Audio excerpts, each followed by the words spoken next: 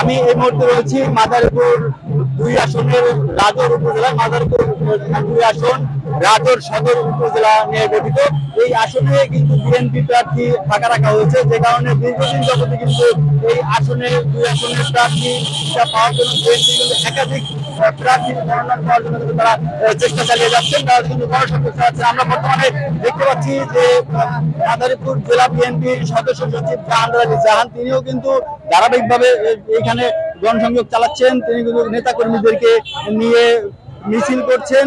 এই মাদারীপুর 2 আসনে কিন্তু দীর্ঘদিন যাবতীয় নাম শোনা যাচ্ছে যারা হেভিওয়েট প্রার্থী রয়েছেন। এর মধ্যে কেন্দ্রীয় বিএনপির কেন্দ্রীয় বিএনপির সহ শিক্ষা বিষয়ক সম্পাদক হেলেন জরিন খান রয়েছেন।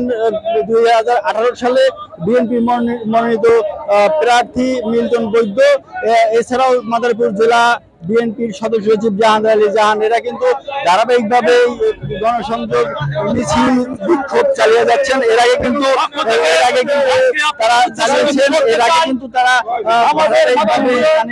বিক্ষোভ করেছেন, মাদারীপুর সদরেও বিক্ষোভ করেছেন।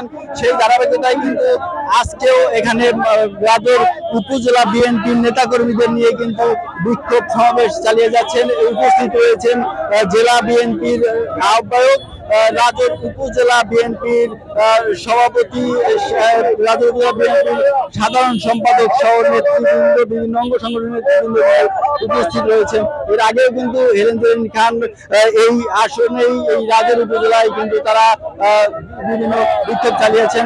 আমাদের মাঝে ইতিমধ্যে দেখতে পাচ্ছি যে মঞ্চে উঠেছেন ঢাকা বরিশাল মহাসড়কের উপরেই কিন্তু এই সানের স্ট্যান্ডে কিন্তু তাদের এই বিক্ষোভ সমাবেশ চলছে। তারা কিন্তু ঢাকা বরিশাল মহাসড়কে যান চলাচল বন্ধ হয়ে গেছে, এমনটি কিন্তু আমরা দেখতে পাচ্ছি। এখানে কিন্তু বক্তব্য রাখছেন মাদারীপুর জেলা বিএনপির সদস্য সচিব জাহাঙ্গীর আলী জাহান। তিনি কিন্তু তাদের যে নেতাকর্মীদের উদ্দেশ্যে আগামী স্বপ্ন বাস্তবায়নে তিনি কিন্তু এখানে বক্তব্য রেখে যাচ্ছেন। তিনি কিন্তু বক্তব্য দিচ্ছেন, তিনি জানান দিচ্ছেন যে তিনি যদি মনোনয়ন পান তাহলে এই রাজৌর উপজেলা মাদারীপুর 2 আসন সদর উপজেলায় কি কি উন্নয়ন হতে পারে, বিএনপি যে 31 দফা বাস্তবায়নের লক্ষ্যে তারা কিন্তু এই গণসংযোগ চালিয়ে যাচ্ছেন।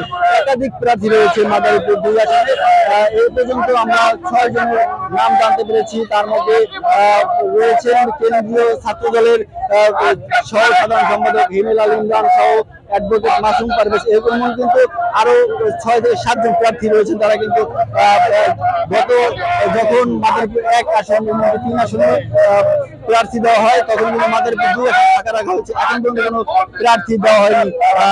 আমরা যেমনটি দেখতে পেয়েছি যে এই ঢাকা বরিশাল মহাসড়কের উপরে কিন্তু স্থানে তারা কিন্তু এই গণসংযোগ চালিয়ে যাচ্ছেন, তারা বক্তব্য রাখছেন তিনি। আমরা যেটি দেখতে পেয়েছি এর আগে কিন্তু তারা মাদারীপুর কেন্দ্রীয় পৌর ঈদগাহ মাঠ, সেই কেন্দ্রীয় ঈদগাহ মাঠে কিন্তু বক্তব্য রেখেছেন নেতাকর্মীরা সহ এমপি মনোনীত প্রার্থী জাহাঙ্গীর আলী জাহান, তিনি কিন্তু বক্তব্য রেখেছেন। এছাড়াও বক্তব্য রেখেছেন আরো নেতাকর্মীরা।